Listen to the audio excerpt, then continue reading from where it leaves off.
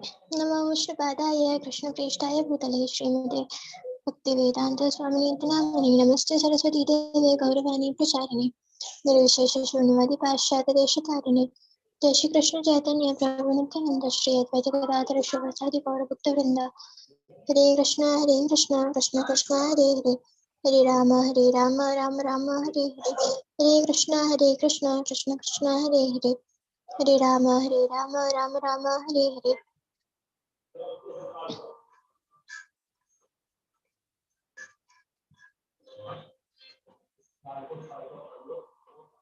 Okay.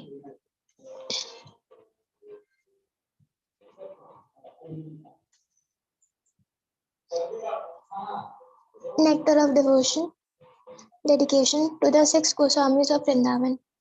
Nana Shastra Vicharanek Nupano Sada Sadharma Samastapakau Lokanam Hitakarnau Tribhuvani Manayo Sharanayikairayo Radha Krishna Padara Vindayo Bhajananandena Muttaliko Vande Rupa Sanatana Raghunatho Shri Gopalako. I offer my respectful obeisances unto the six Goswamis, namely Shri Sanatan Goswami, Shri Rupa Goswami, Shri Raghunath Bhatta Goswami, Shri Raghunath Das Goswami, Shri Jiva Goswami, and Shri Gopan Bhatta Goswami, who are very expert and in scrutinizingly study all the revealed scriptures with the aim of establishing eternal religious principles for the benefit of all human beings. Thus, they are honored all over the three worlds. They are working, taking shelter of because they are absorbed in the mood of gopis and are engaged in the transcendental loving service of Radha and Krishna.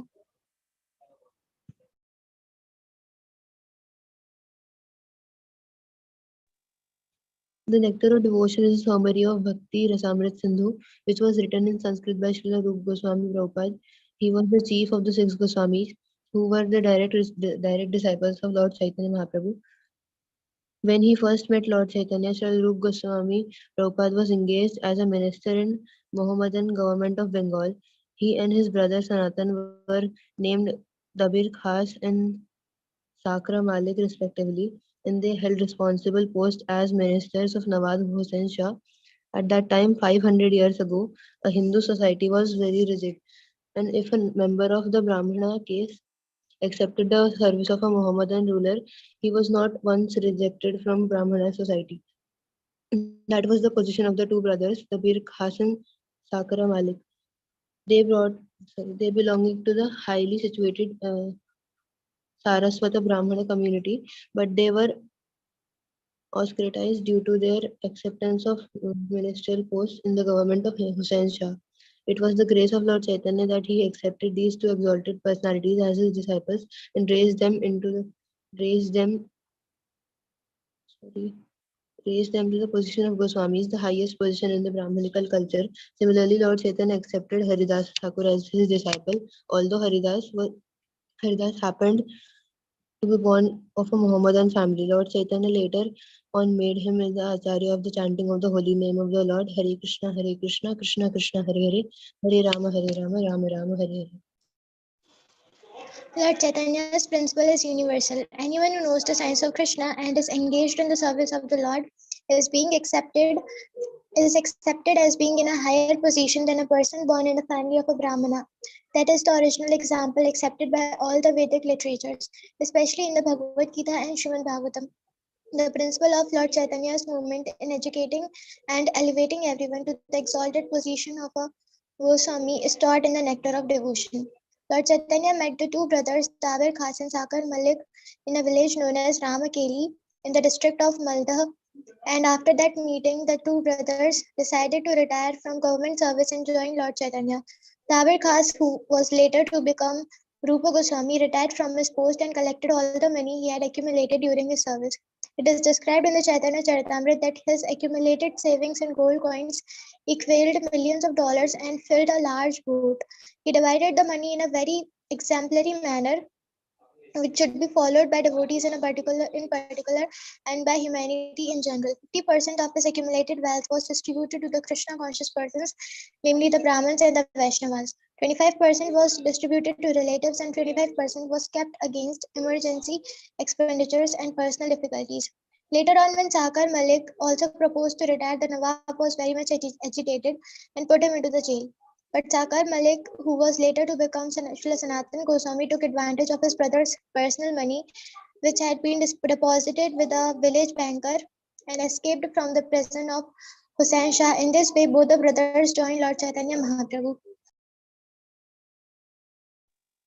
Rupa Goswami first met Lord Chaitanya at Prayaga, Allahabad, India, and at the Dashashwamedha bathing ghat at the holy city of the Lord instructed him continually for 10 days. Then the Lord particularly instructed Rupa Goswami on the science book of Krishna consciousness. These teachings of Lord Chaitanya to Srila Rupa Goswami Prabhupada are narrated in their book, Teachings of Lord Chaitanya. Later, Srila Rupa Goswami Prabhupada elaborated on the teachings of the Lord with profound knowledge of revealed scriptures and authoritative references from various Vedic literatures. Srila Srinivas Acharya describes in his prayers to the six Goswamis that they were all highly learned scholars, not in the Sanskrit but also in foreign languages such as Persian and Arabic. They were scrutinizingly studied all the Vedic scriptures in order to establish the cult of Chaitanya Mahaprabhu on the authorized principles of Vedic knowledge. The present Krishna consciousness movement is also based on the authority of Srila Rupa Goswami Prabhupada. We are therefore generally known as Rupanugas, the followers of the footsteps of Sri Rupa Goswami Prabhupada. It is only for our guidance that Sri Rupa Goswami prepared his book Bhakti Rasamrit Sindhu, which is now presented in the form of Nectar of Devotion. Persons engaged in the Krishna consciousness movement may take advantage of this great literature and be very solidly situated in Krishna consciousness. Bhakti means devotional service. Every service has some attractive feature which drives the servitor progressively on and on. Every one of us within this material world is perpetually engaged in some sort of service. The impetus for such service is the pleasure we derive from it. Driven by affection for his wife and children, a family man works day and night.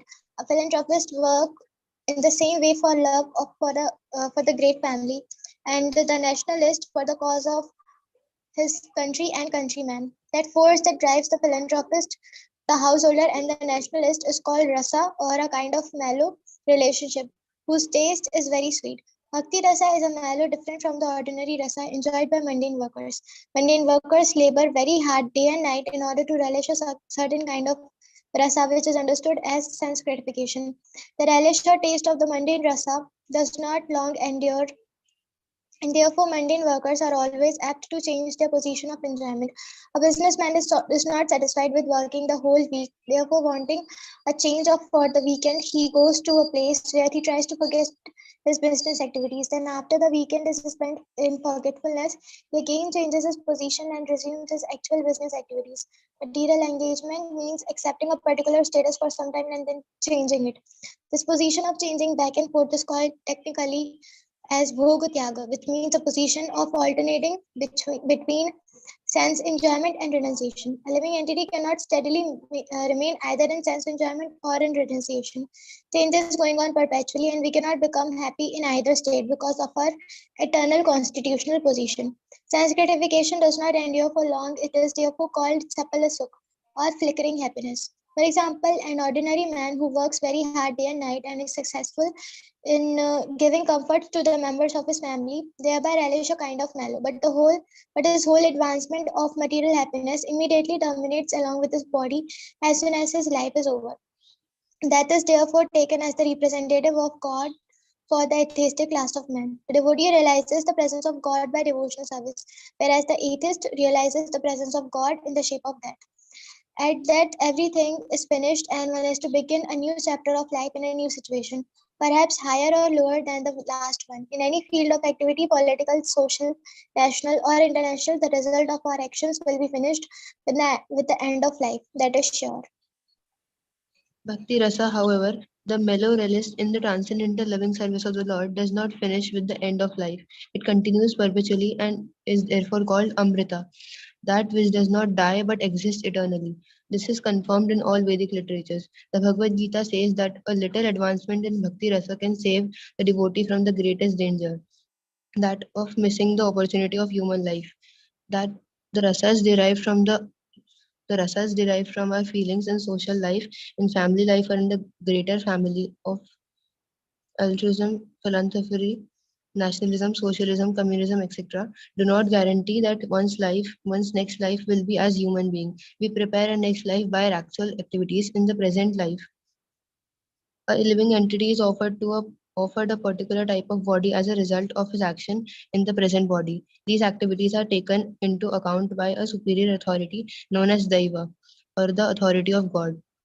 This Daiva is explained in the Bhagavad Gita as the prime cause of everything. In the Srimad Bhagavatam, it is stated that a man takes his next body by Daiva Netrena, which means by the supervision of the authority of the Supreme.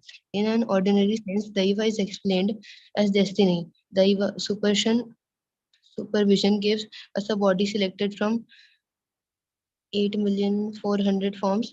The choice does not depend on our selection but is awarded us to accordingly to our destiny. If our body at present age is engaged in the activities of Krishna consciousness, then it is guaranteed that we will have at least a human body in our next life.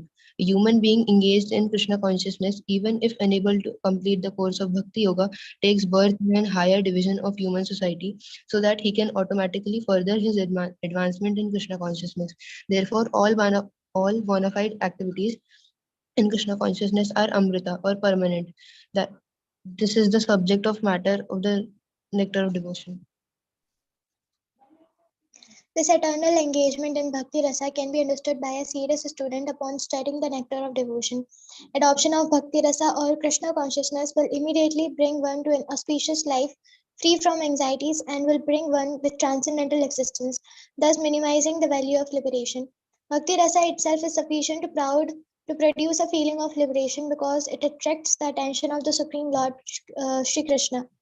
Generally, neophyte devotees are anxious to see Krishna or God, but God cannot be seen or known by our present material blunt senses. The process of devotion service, as it is recommended in the Nectar of Devotion, will gradually elevate one from the material condition of life to the spiritual status, wherein the devotees become purified of all designations. The senses can then become uncontaminated, being constantly in touch with the Bhakti Rasa. When the purified senses are employed in the service of the Lord, one becomes situated in the Bhakti Rasa life, and any action performed for the satisfaction of Krishna in this transcendental Bhakti Rasa stage of life can be relished perpetually. When one is thus engaged in devotional service, all varieties of rasas or mellows turn into eternity. In the beginning, one is trained according to the principles of regulation under the guidance of the Acharya or spiritual master, and gradually, when one is elevated, devotional service becomes automatic and is characterized by spontaneous eagerness to serve Krishna. There are 12 kinds of rasas, as will be explained in this book, and by renovating our relationship with Krishna in five primary rasas, we can eternally live in full knowledge and bliss. The basic principle of the living condition is that we have a general propensity to love someone. No one can live without loving someone else. This propensity is present in every living being. Even in an animal, like a tiger, has this loving propensity, at least in a dormant stage, and it is certainly present in the human beings.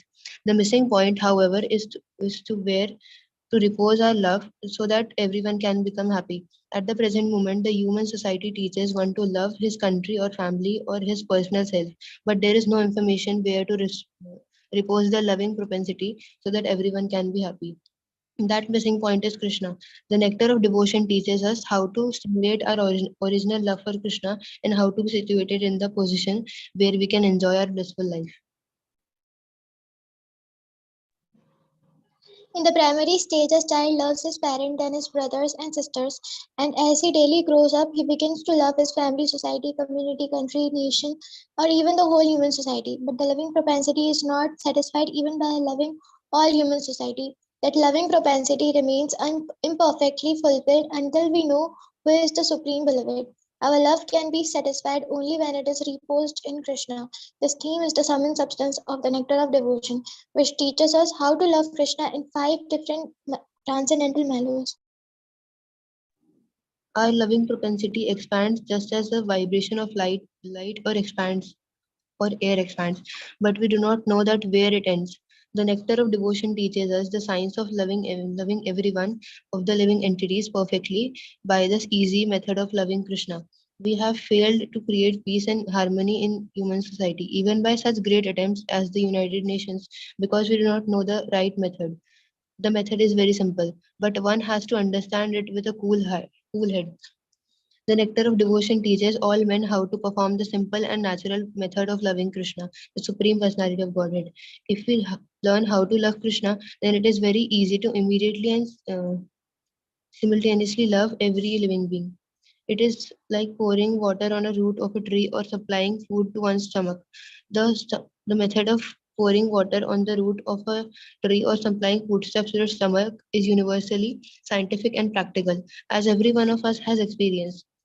Everyone knows well that when we eat something, or in other words, when we put foodstuffs in our stomach, the energy created by the action is immediately distributed throughout the whole body. Similarly, when we pour water on the root, the energy thus created is immediately distributed throughout the eternity of even the largest tree.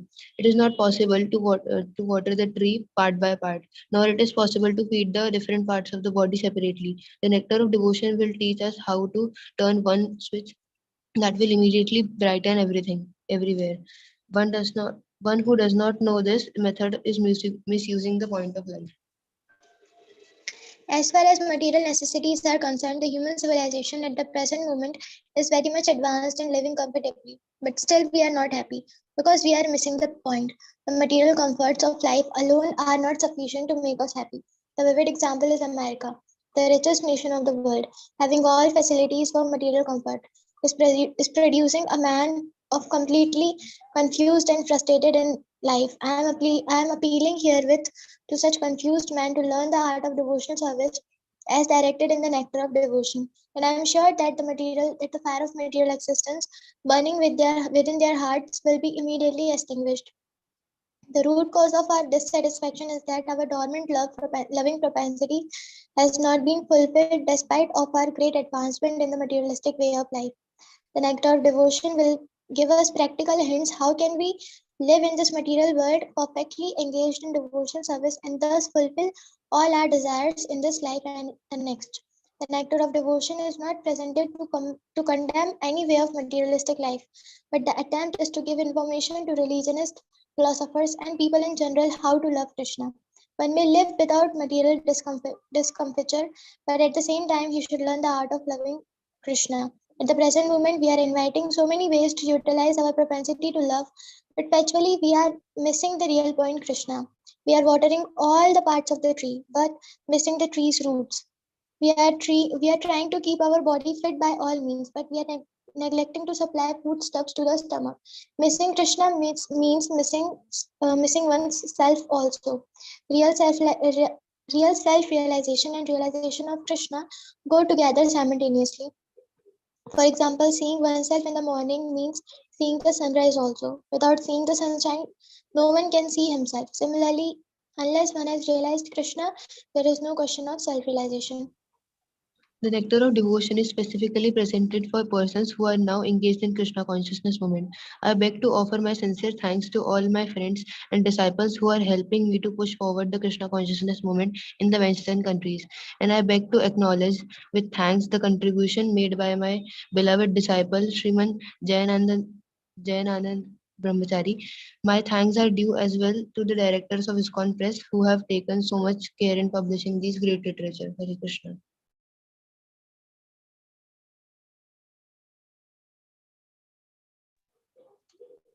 Introduction. Invoking auspiciousness. Lord Krishna is the Supreme Personality of Godhead, the cause of all causes. The reservoir of all rasas or relationships, which are called neutrality, passive adoration, servitorship, friendship, parenthood, conjugal love, comedy, compassion, fear, chivalry, ghastliness, wonder, and devastation. He is the supreme attractive form, and by his universal and transcendental attractive features, he has captivated all the gopis, headed by Tarak Palika, Shyama, Lalita, and ultimately Srimati Radharani. Let his lordship's grace be on us, so that there may not be any hindrance in execution of this duty of writing the nectar of devotion, impelled by his divine grace, Sri Srimad Bhakti Siddhanta Saraswati Goswami Prabhupada. Let me offer my respectful obeisances unto the feet of Srila Rupa Goswami Prabhupada and Srila Bhaktisiddhanta Saraswati Goswami Prabhupada, by whose, inspiration I have been engaged in the matter of compiling this summary study of Bhakti Rasamrit Sindhu. This is the sublime science of devotional service as propounded by Srila Chaitanya Mahaprabhu, who appeared 500 years ago in West Bengal, India, to propagate the movement of Krishna consciousness. Srila Rupa Goswami begins his great book by offering his respectful obeisances unto Srila Sanatan Goswami, who is his elder brother and his spiritual master. He prays that Bhakti Rasamrita Sindhu may be very pleasing to him. He further prays that by residing in that ocean of nectar, Srila Sanatan Goswami may always feel transcendental pleasure in the service of Radha and Krishna. Let us offer our respectful obeisances to all the great devotees and acharyas, holy teachers, who are compared to sharks in the great ocean of nectar, and who do not care for the various rivers of liberation. Impersonalists are very fond of merging into the supreme, like rivers that come down and merge into the ocean. The ocean can be compared to liberation, and the rivers of all different paths of liberation. The impersonalists are dwelling in the river water, which is eventually comes to mix with the ocean. They have no information, however, that within the ocean, as within the river, there are innumerable aquatic living entities. The sharks who dwell in the ocean do not care for the rivers that are gliding down to it. The devotees eternally live in the ocean of devotional service, and they do not care for the rivers. In other words, those who are pure devotees always remain in the ocean of transcendental loving service to the Lord, and have no business with the other processes, which are compared to the rivers that only gradually come to the ocean. Srila Rupa Goswami prays to his spiritual master Srila Sanatan Goswami for the protection of Bhakti Rasamrit Sindhu, the ocean of the pure nectar of devotional service, from the argumentative logicians who unnecessarily meddle in the science of the service to the Lord. He compares their argument and logic to volcanic eruptions in the midst of the ocean. In the midst of the ocean, volcanic eruptions can do very little harm. And similarly, those who are against the devotional service to the Lord and who put many philosophical theses about the ultimate transcendental realization cannot disturb this great ocean of devotional service. The author of Bhakti Rasamrit Sindhu, Sri Rupa Goswami, very humbly submits that he is just trying to spread Krishna consciousness all over the world, although he humbly thinks himself unfit for this work. That should be the attitude of all preachers of Krishna consciousness movement. Following in the footsteps of Srila Rupa Goswami, we should never think of ourselves as great preachers, but should always consider that we are simply instrument to the previous acharyas, and simply by following their footsteps, we may be able to do something for the benefit of suffering humanity. Bhakti Rasamrit Sindhu is divided into four parts, just as the ocean is sometimes divided into four parts, and there are different sections within each of these four divisions. Originally, in the Bhakti Rasamrit Sindhu, the ocean is divided like the watery ocean into the east, south, west, and north, while the subsections within these different divisions are called waves. As in the ocean, there are always different waves, either on the eastern side, the southern side, the western side, or the northern side. Bhakti Rasamrit Sindhu similarly has different waves. In the first part, there are four waves. The first bring and bring a general description of devotional service. The second concerns the regulative principles for executing devotional service. And the third wave, devotional service in ecstasy. The fourth is the ultimate goal, love of Godhead. These will be explicitly described along with their different symptoms. The authorized descriptions of bhakti or devotional service following in the footsteps of previous acharyas can be summarized in the following statement by Sri Rupa Goswami. First class devotional service is known by one's tendency to be fully engaged in Krishna consciousness, serving of the Lord favorably. The purport is that one may also be in Krishna consciousness unfavorably, but that cannot be counted as pure devotional service. Pure devotional service should be free from the desire for any material benefit or for sense gratification. As these desires are cultivated through fruitive activities and philosophical speculation, generally people are engaged in different activities to get some material profit, while most philosophers are engaged in proposing transcendental realization through volumes of word jugglery and speculation. Pure devotional service must always be free from such fruitive activities and philosophical speculations. One has to learn Krishna consciousness or pure devotional service from the authorities by spontaneous loving service. This devotional service is a sort of cultivation. It is not simply inaction for people who like to be inactive or devote their time to silent meditation. There are many different methods for people who want this, but cultivation of Krishna consciousness is different.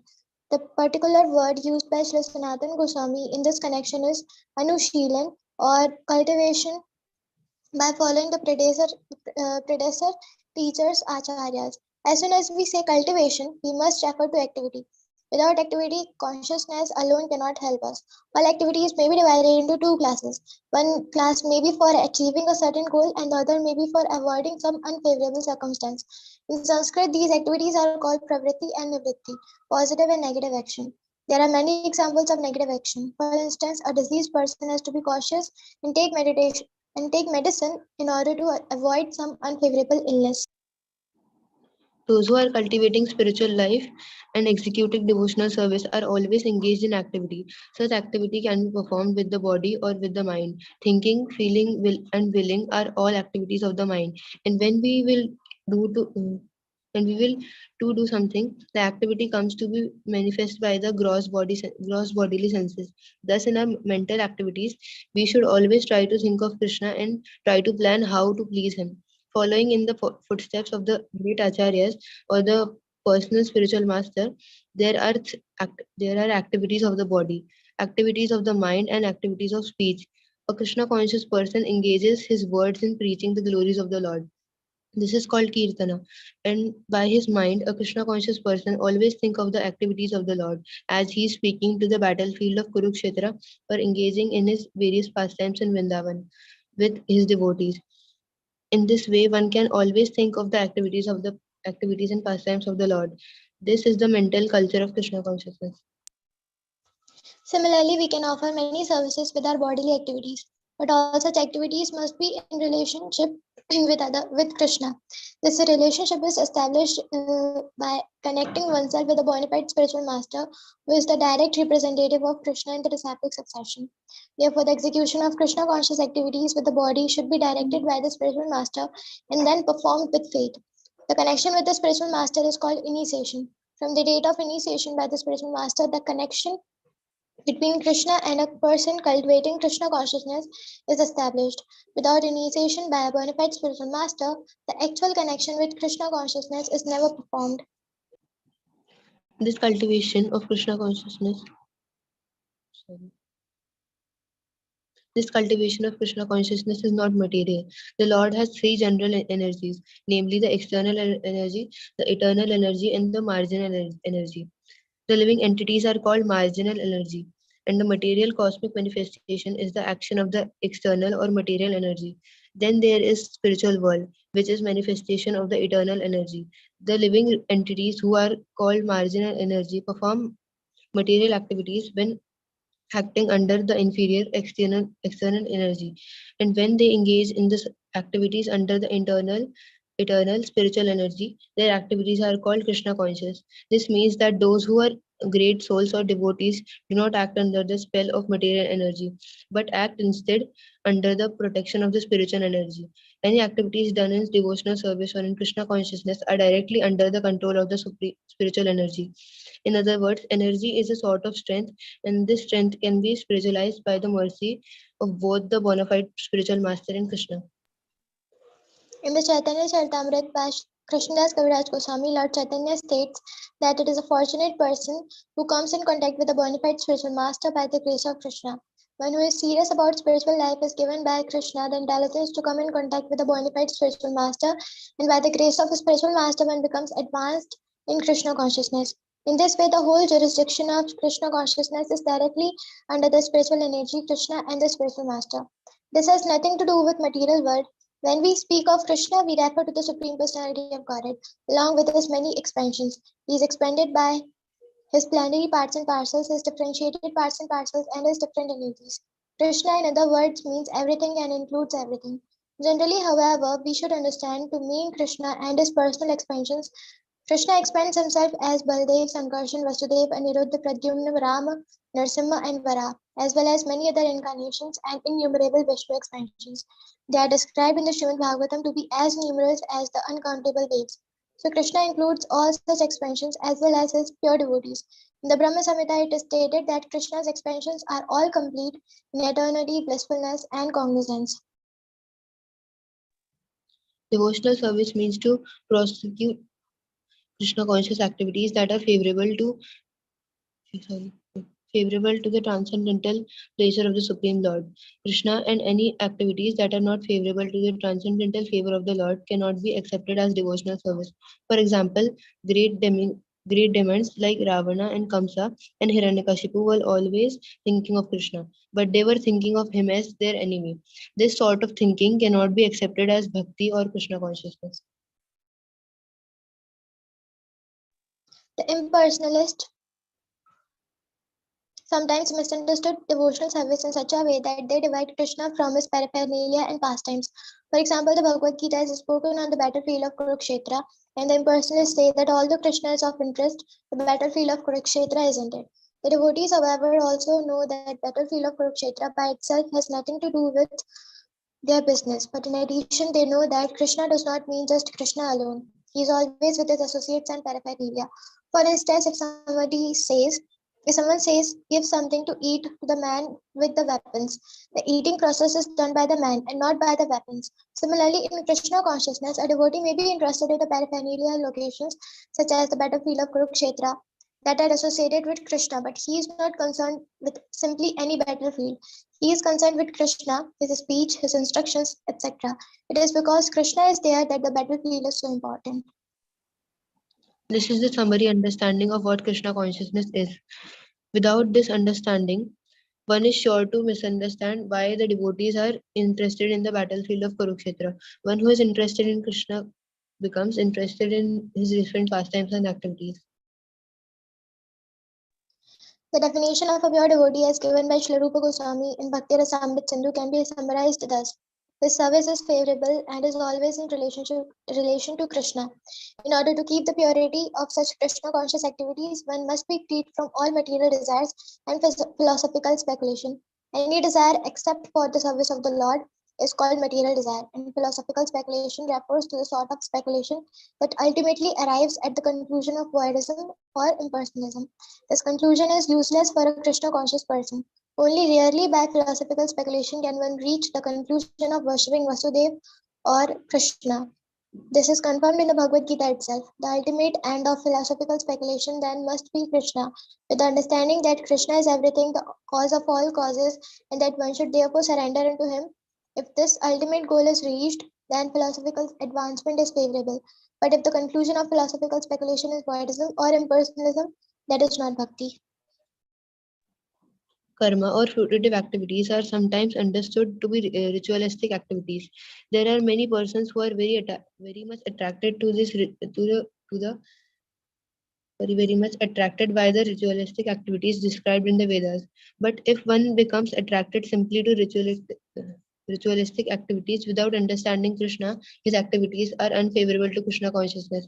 Actually, Krishna consciousness can be based simply on hearing, chanting, remembering, etc. Described in the Srimad Bhagavatam are 9 processes, beside which everything done is unfavorable to Krishna consciousness.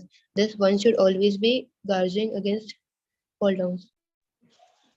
Srila Rupa Goswami has also mentioned in this definition of bhakti the word jnana karmadi. This karmadi, fruit of activity, consists of activities that are unable to help one attain to pure devotional service.